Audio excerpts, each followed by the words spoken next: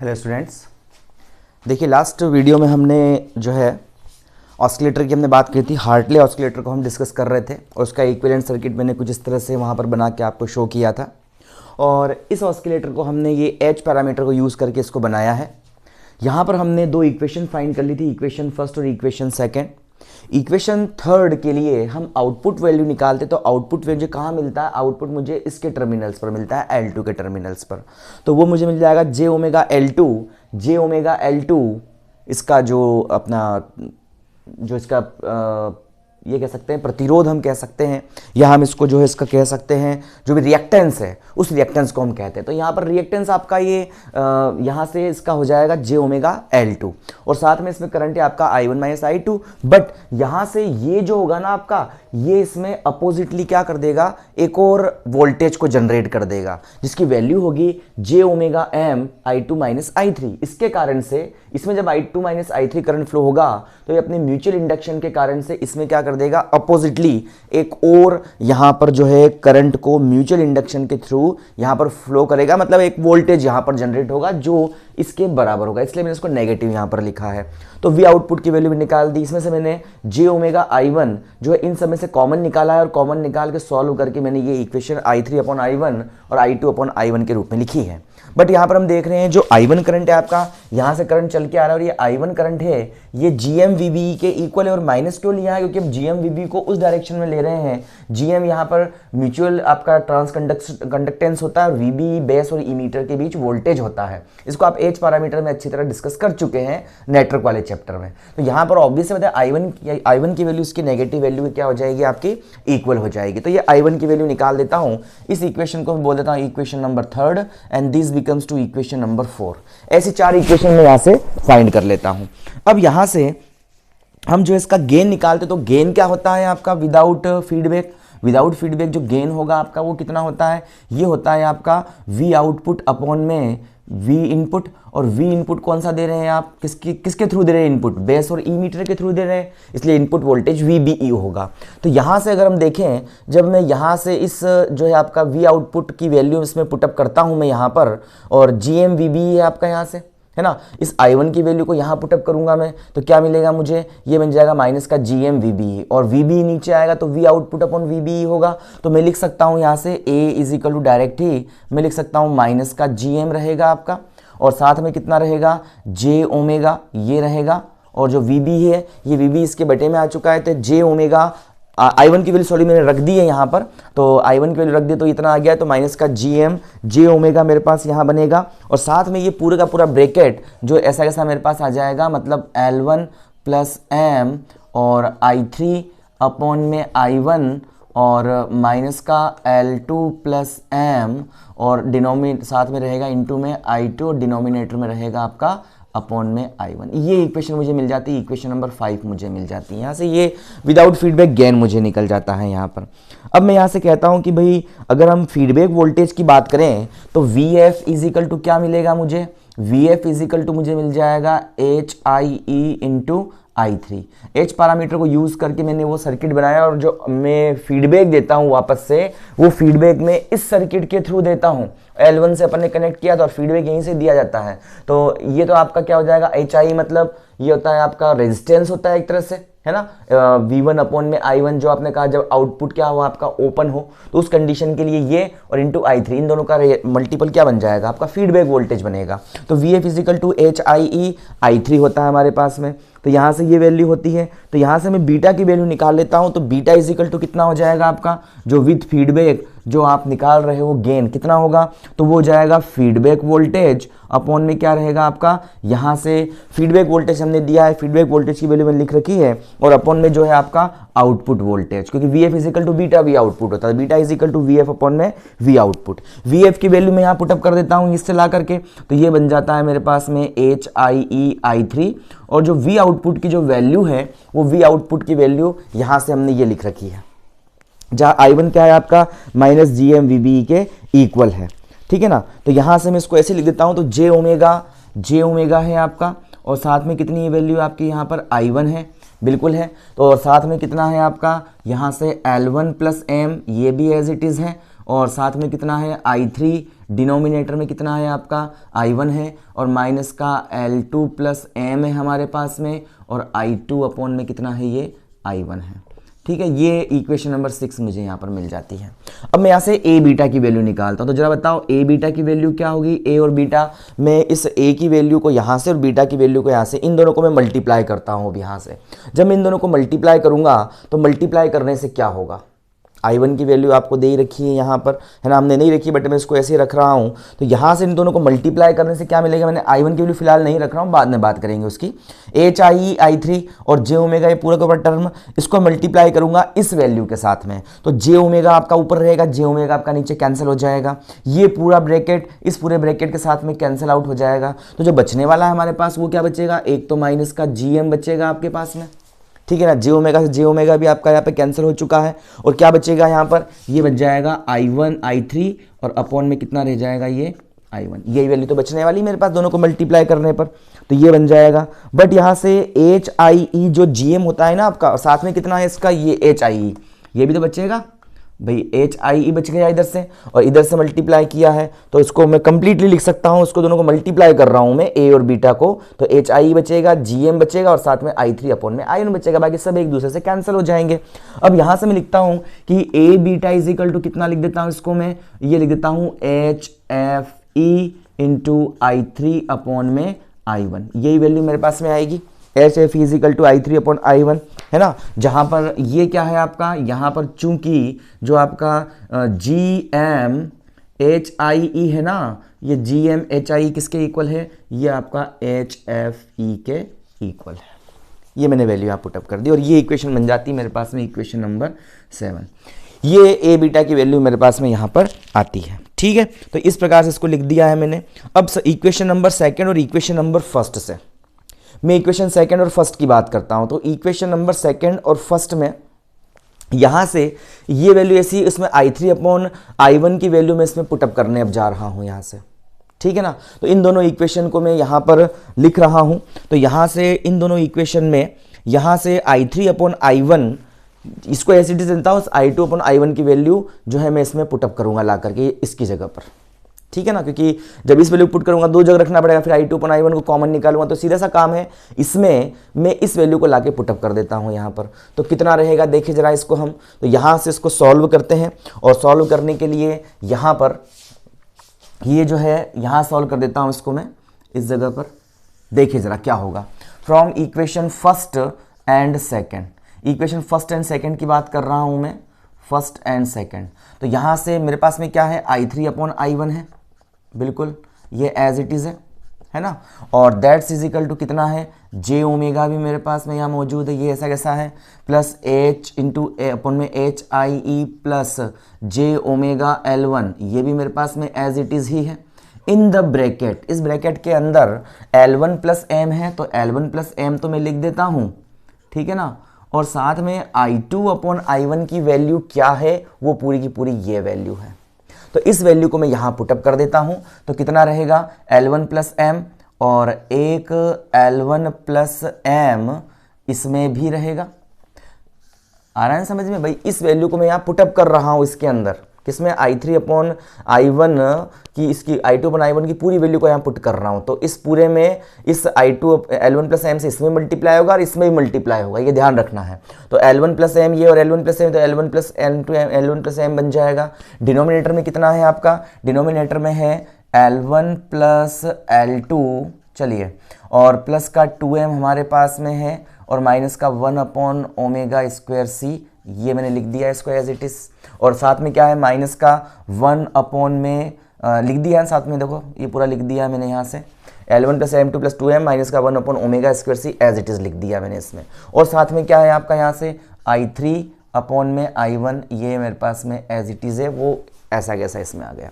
फिर यहाँ पर इसी L1 प्लस एम का मल्टीप्लाई इस वाली टर्म में भी तो होगा, तो साथ में बन जाएगा प्लस का कितना है, ये बन जाएगा L1 प्लस एम का मल्टीप्लाई कर दिया, और ऊपर कौन था इसमें, L2 प्लस एम था, तो L2 प्लस एम था इसमें हमारे पास में, और इसके डिनोमिनेटर में क्या हो जाएगा, ये बन जाएगा हमारे पास में L1 plus L2 minus plus का 2m, और ये रहेगा माइनस का 1 अपॉन में ओमेगा स्क्वायर सी, ये वैल्यू मेरे पास में इसकी बन जाती है।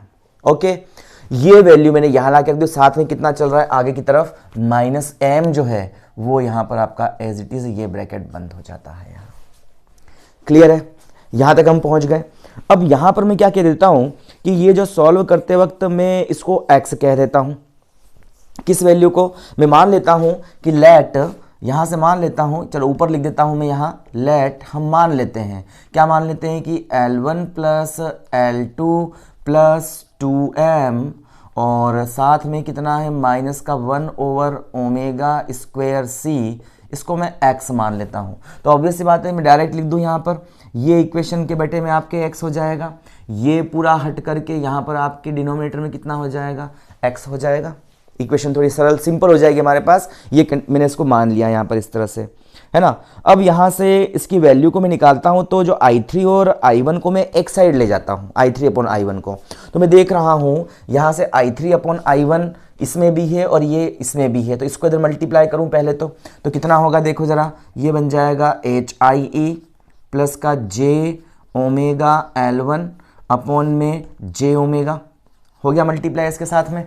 और अब मैं इस वाली टर्म को उठा के इधर लेके आऊंगा, तो इधर आके ये माइनस की होगी और I3 अपॉन I1 दोनों में से कॉमन निकाल लूंगा, तो मेरे पास बच जाएगा L1 plus m into L1 plus m, मतलब इसका स्क्वायर अपॉन में x, और ब्रैकेट के बाहर जो हमारे पास बच जाएगा वो बच जाएगा I3 अपॉन में I1 बच जाएगा, दैट्स इक्वल टू, हो गया।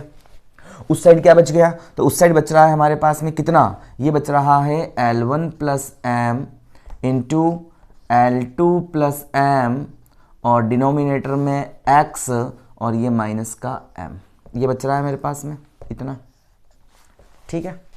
और साथ साथ में इसको लिख दूं माइनस का mx, x को मैंने LCM ले लिया तो अपन ने पूरे के x आ गया, ये आ गया। अब I3 अपॉन I1 की वैल्यू निकाल लेते, तो I3 अपॉन I1 की वैल्यू क्या होगी, तो I3 अपॉन I1 क्या बचेगा आपके पास, तो I3 अपॉन I1 को तो रहने देता हूँ यहीं पर ही, है ना, I3 अपॉन में I1 that's is equal to, ये पूरा का पूरा इसके डिनोमिनेटर में जाएगा, तो डिनोमिनेटर में जाएगा तो कितना होगा देखिए ज़रा, ये बनेगा आपका देखो एज इट इज़ है L1 प्लस एम, ठीक है ना, L2 प्लस एम, ये भी एज इट इज़ है, माइनस का mx, ये भी एज इट इज़ है, और डिनोमिनेटर में क्या है आपका x, क्रॉस मल्टीप्लाई, इसको मैं उठा के उधर ले जा रहा हूँ, तो देखो एलसीएम वैल्यू साथ साथ इसका में, तो ये आएगा आपका j ओमेगा x, ये तो एलसीएम आ गया इसका, एलसीएम भी लूंगा, इसका मल्टीप्लाई x के साथ कर दूंगा मैं, तो HIE प्लस का J ओमेगा L1 और साथ में कितना मल्टीप्लाई हो जाएगा इसका x, क्योंकि जब मैं इसको करूंगा तो ये J ओमेगा जो है तो x का मल्टीप्लाई इधर J ओमेगा x एलसीएम आएगा, तो x है x और J ओमेगा मल्टीप्लाई उसमें, मतलब माइनस का कितना बन जाएगा J ओमेगा और L1 प्लस m का होल स्क्वायर हो जाएगा। ये कंडीशन हो गई आपके पास में इतनी।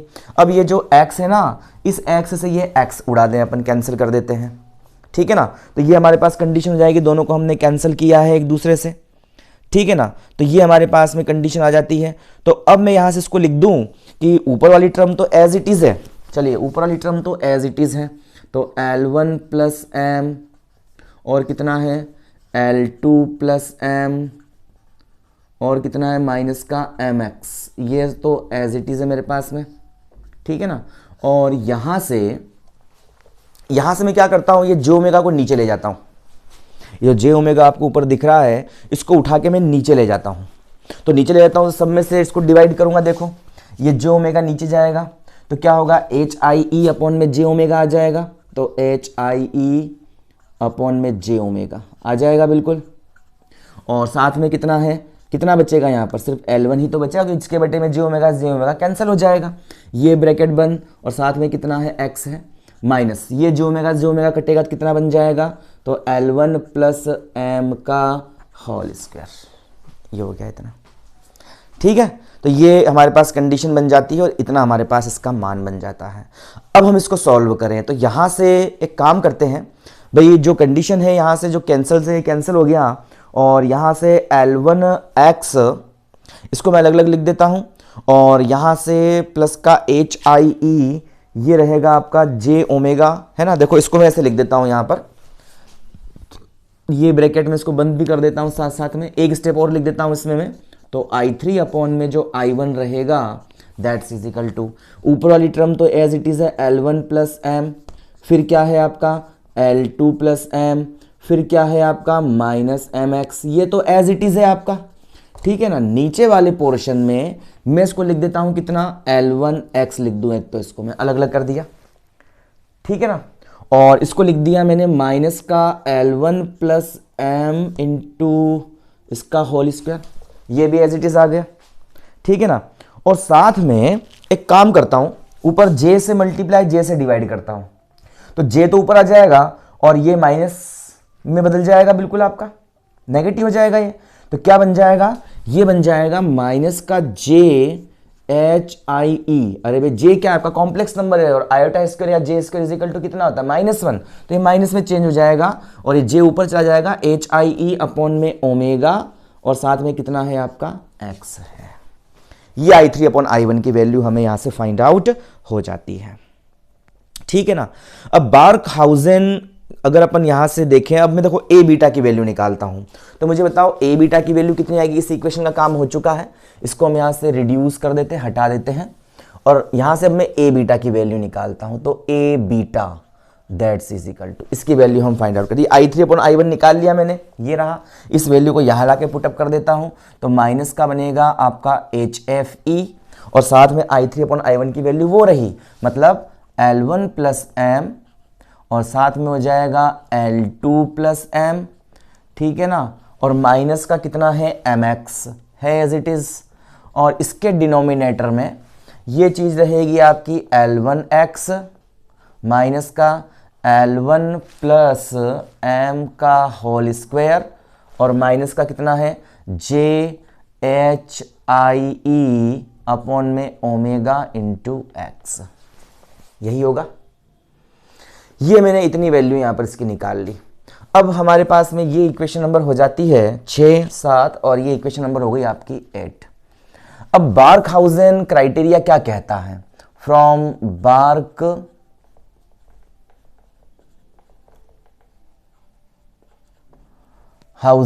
क्राइटेरिया क्या कहता है, ये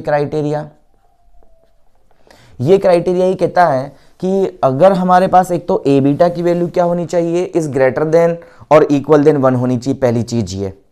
अगर ए बीटा इज इक्वल टू 1 लिख रहा हूं मैं, हमने पहले भी कहा है इसको 1 होना चाहिए, इसका मतलब मैं इसको ऐसे भी तो लिख सकता हूं 0j या j कैप। इसका मतलब ये है कि आपका जो भी इसमें कॉम्प्लेक्स नंबर आ रहा है ना, वो कॉम्प्लेक्स नंबर 0 हो जाना चाहिए, या कह सकते हैं कॉम्प्लेक्स नंबर 0 के इक्वल हो जाए, ताकि ए बीटा की वैल्यू 1 आ सके। तो मैं यहां से इस इक्वेशन में जितने भी कॉम्प्लेक्स नंबर जो आ रहा है, जैसे कि ये अपने पास में है JHI अपॉन में ओमेगा इंटू एक्स, तो ये क्या हो जाना चाहिए आपका 0 के इक्वल हो जाना चाहिए, तो ये बनेगा आपका HIE अपॉन में omega into x that's is equal to 0। HIE upon omega भी एक्स के उसके साथ जाके 0 हो जाएगा, तो बचेगा क्या आपका x इज इक्वल टू 0 हो जाएगा। और x इज इक्वल टू 0 होते ही x की वैल्यू क्या मानी थी मैंने, वो मानी थी, मतलब L1 प्लस L2 प्लस का 2m और माइनस का 1 over omega square c that's is equal to 0 हो जाए। जिसको उठाए उधर ले जाए तो 1 अपॉन में omega square c that's is equal to L1 plus L2 plus 2m, ये होगा। इसको उठा इधर ले जाओ, इसको उठा इधर लेके आ जाऊं, तो क्या बनेगा आपका ये बन जाएगा omega is equal to 1 upon में अंडर रूट में कितना रहेगा L1 plus L2 plus 2m, और इंटू साथ में कितना है ये c है। तो ये हमारे पास वैल्यू आती है L1 plus L2 plus 2m into c। और फ्रीक्वेंसी यहाँ से क्या, ओमेगा की जगह क्या रख सकता हूँ मैं, 2πf रख सकता हूँ, तो ओमेगा की जगह मैं 2πf रख देता हूँ, तो ओमेगा इजिकल 2πf, तो f इजिकल टू कितना बन जाएगा 1 ओवर 2π अंडर रूट में L1 plus L2 plus 2m into c। ये आपकी फ्रीक्वेंसी जो मुझे मिल रही है इस ऑस्किलेटर से, वो फ्रीक्वेंसी जो डिपेंड करती है L1, L2 और 2m इंटू सी के साथ में। यहाँ पर क्या होना चाहिए, फ्रीक्वेंसी ज़्यादा होने के लिए c की वैल्यू को कम होना चाहिए, L1 और L2 और इनकी वैल्यू भी कम होनी चाहिए और म्यूचुअल इंडक्शन भी कम होना यहाँ पर चाहिए। तो ये इस तरह से अपन यहाँ की फ्रीक्वेंसीज की फाइंड आउट कर लेते हैं। ये फ्रीक्वेंसी निकाल दी। अब जो अपने पास इक्वेशन थी ए बीटा वाली, इस इक्वेशन में मतलब equation number 8, in equation number 8 देखिए अब इक्वेशन नंबर 8 कैसी हो जाती है। तो ए बीटा इज इक्वल टू कितना बचेगा आपका, ये बच जाएगा माइनस का एच एफ ई, है ना, और ऊपर कितना है आपका L1 प्लस एम, और ये L2 प्लस एम, ये रहेगा माइनस का m, और x इज इक्वल टू 0 कर देता तो ये तो पद रहेगा ही नहीं ना, क्योंकि x इज इक्वल टू 0 रखना है मुझे इसमें ला करके। तो ये 0 हो जाएगा और डिनोमिनेटर में कितना हो जाएगा, ये भी 0 और ये भी 0, तो कितना बचेगा माइनस का L1 प्लस एम का होल स्क्वायर। दोनों में x है, इसमें भी x, इसमें भी x, इसमें भी x, और x बराबर 0 हो चुका है रखने पर, तो माइनस से माइनस भी कैंसिल आपका, तो क्या बन जाएगा, ये L1 प्लस माइनस से माइनस भी कैंसिल हो जाएगा, तो क्या बचेगा इसको देख लेते हैं अपन यहाँ से। तो बचने वाला है मेरे पास क्या हो जाएगा, A beta that's is equal to H F E का बचेगा एक तो यहाँ से, और ये माइनस माइनस प्लस हो चुका है, और L1 प्लस एम से ये L1 प्लस एम कैंसिल, तो ये बचेगा आपका L2 प्लस एम बटे में L1 प्लस एम। ये इक्वेशन मेरे पास यहाँ पर बचती है, इक्वेशन नंबर 9 आ जाती है। मतलब कि हमारे पास ए बीटा की जो वैल्यू आएगी ब्राइक-हार्ट्ज़न क्राइटेरिया से, मैंने बार्क-हार्ट्ज़न क्राइटेरिया को यहाँ प्रूव करना चाहा तो मैंने कॉम्प्लेक्स नंबर वाली टर्म 0 कर दी, जिससे मुझे ए बीटा की वैल्यू इतनी मिलती है। मतलब ए और बीटा आपका विदाउट फीडबैक गेन और विथ फीडबैक गेन, इन दोनों का मल्टीपल इस क्वांटिटी के इक्वल होना चाहिए, और ये इस क्वांटिटी के इक्वल अगर हो जाता है तो उस कंडीशन पे क्या हो जाता है हमारे पास में यहाँ पर अच्छी तरीके से हम जो है फीडबैक गेन यहाँ से फाइंड आउट कर सकते हैं, है ना। और दोनों को यहाँ पर एक्साइटेड करने के लिए एक्साइटेड जो है आपके ऑस्किलेशन, तो एक्साइटेड ऑस्किलेशन के लिए हम पहले एक्साइटेड चाहते हैं, बिल्कुल शुरू में तो पहले एक्साइटेड करना ही पड़ेगा ना सर्किट में, उसको बहुत कम उसके ऑस्किलेशंस रहेंगे, तो एक्साइटेड एंड आपके जो है यहाँ से फिक्स्ड, एक बार एक्साइटेड कर देंगे उसको, और हम बार बार उस जो ऑस्किलेशन क्या करना चाहेंगे अपन, यहाँ से अपन डैम्प्ड ऑस्किलेशन मिलेंगे उसको अपन क्या करना चाहेंगे, बार बार एनर्जी हम इसको प्रोवाइड करना चाहेंगे। तो for excited oscillation, excited oscillation के लिए, और उसके बाद में उसको क्या करने के लिए, बाद में उसको जो है फिक्स करने के लिए हमारे पास में क्या होना चाहिए, ए बीटा की जो वैल्यू है is greater than equal than 1 होनी चाहिए। तो ए बीटा की value greater than equal than 1 होनी चाहिए, मतलब इसका मतलब ये है कि एच एफ ई और L2 प्लस एम और डिनोमिनेटर में L1 प्लस एम, इन दोनों की वैल्यू क्या होनी चाहिए, is greater than equal than 1 होनी चाहिए। तो H F E is greater than equal than कितना होना चाहिए, L1 प्लस एम, और डिनोमिनेटर में L2 प्लस एम, इसके ये इक्वल होना चाहिए, और ये हमारे पास में एच एफ की वैल्यू मिल जानी चाहिए, ठीक है ना। तो H F is greater than equal L1 plus M upon में L2 प्लस एम, ये हमारे पास में लास्ट कंडीशन से, मतलब जो एच एफ ई है आपका, जो गेन हो रहा है यहाँ से एच पैरामीटर आ रहा है एच एफ ई, वो उसकी वैल्यू या तो इसके इक्वल होनी चाहिए या इससे ग्रेटर देन होनी चाहिए। अगर इक्वल देन है तो आपके एक फिक्स फ्रीक्वेंसी से ऑस्किलेशन चलते रहेंगे, और अगर ग्रेटर देन 1 है तो ऑस्किलेशंस क्या हो जाएंगे, यहाँ पर इंक्रीज होते जाएंगे, बढ़ते जाएंगे। तो इस तरह से हम इस डेरिवेशन को यहाँ पर करते हैं, और ये हमारे लिए रिजल्टेंट जो है यहाँ पर आउटपुट इसका निकल कर आता है, ठीक है, क्लियर है। तो ये हमने एच पैरामीटर को यहाँ पर यूज़ किया था।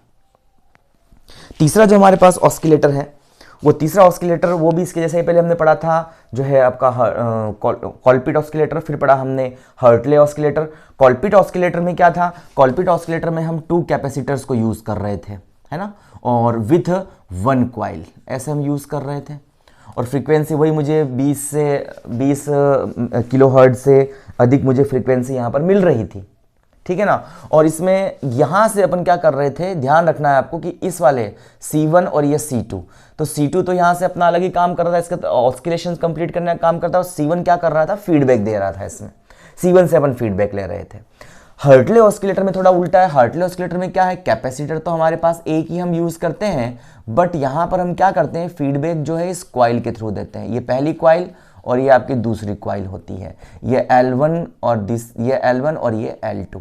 अब L2 और ये कैपेसिटर दोनों मिलकर क्या करते हैं, ये यहाँ से जो है ऑस्किलेशन स्टार्ट करते हैं, साइनसॉइडल वेव को जनरेट करते हैं, और ये जो L1 है ना, ये क्या देता है हमें, फीडबैक यहाँ पर देता है, जिसको मैंने यहाँ पर शो कर रखा है, फीडबैक मैंने L1 के थ्रू लगा रखा है, और यहाँ पर हम जो हार्टले ऑस्किलेटर में 20 किलो हर्ट्ज से हम जो है 30 मेगा हर्ट्ज तक की फ्रीक्वेंसी को बिल्कुल जनरेट यहाँ पर कर सकते हैं। ये इसकी रेंज होती है। अगर 30 मेगाहर्ट्ज ज़्यादा करने गए तो हमें मिल तो जाएगी, बट कई प्रकार के इसमें नॉइज़ वगैरह का प्रॉब्लम रहेगा, इसके क्वालिटी जो क्यू पॉइंट है वो भी स्टेबल नहीं रह पाएगा, तो कई तरह का डिस्टोरेशन इसमें क्रिएट हो जाएगा। इसकी रेंज लगभग इससे इतने तक होती है, इसकी रेंज किसकी, हार्टले ऑस्किलेटर की। और हार्टले ऑस्किलेटर के लिए हमने एक कंडीशन निकाली, कॉलपिट और हार्टले में कंपेरिजन में हार्टले ऑस्किलेटर ज़्यादा बेस्ट होता है। तो ये हमने कुछ कंडीशंस की बात की थी। अब हम यहाँ पर आगे की बात करें तो आगे हमारे पास जो अगला ऑस्किलेटर होता है, उस अगले ऑस्किलेटर में क्या है, इसको अपन बोलते हैं RC phase shifter. Phase shifter, phase shifter oscillator. ये हमारे पास थर्ड टाइप का ऑस्किलेटर होता है। ये क्या करता है, इसको अपन फेज शिफ्ट ऑस्किलेटर के इक्वली ये वर्क करता है। ये जो आरसी फेज शिफ्ट ऑस्किलेटर होता है, ये फेज शिफ्ट ऑस्किलेटर की तरह ही ये वर्क करता है, बट ये ज़्यादा यूज़फुल हो जाता है हमारे जो गैजेट्स होते हैं, जो इलेक्ट्रॉनिक डिवाइसेस होती हैं उनके लिए। भाई हम कई बार जो बच्चों के खिलौने हैं, जो नॉर्मल जो आपकी खिलौने को आप लोगों ने देखा होगा, है ना, बच्चे इसमें बोलते हैं और एक तरफ से दूसरी तरफ आवाज़ तेज होकर के जाती है, या माइक में भी कई बार हम बोलते हैं, तो वो ऑस्किलेटर आपका आरसी फेज शिफ्टर ऑस्किलेटर ही यहाँ पर उपयोग किया जाता है। ठीक है ना, ऑस्किलेट कर देता है हमारे द्वारा दी गई वेव्स को। ऑस्किलेटर क्या है भाई, आप माइक में बोल रहे हो खड़े होकर के और माइक आपने हाथ में पकड़ रखा है, आपकी आवाज़ तेज हो रही है, तो उसमें एज अ ऑस्किलेटर ही है वो क्या कर रहा है, आपके साउंड की फ्रीक्वेंसी को, उसकी टेंडेंसी को, उसकी एनर्जी को इंक्रीज कर रहा है। तो वो जो नॉर्मली जो सबसे ज़्यादा यूज़ होने वाले सर्किट्स में जो ऑस्किलेटर्स होते हैं वो आपके आरसी फेज शिफ्ट ऑस्किलेटर्स होते हैं।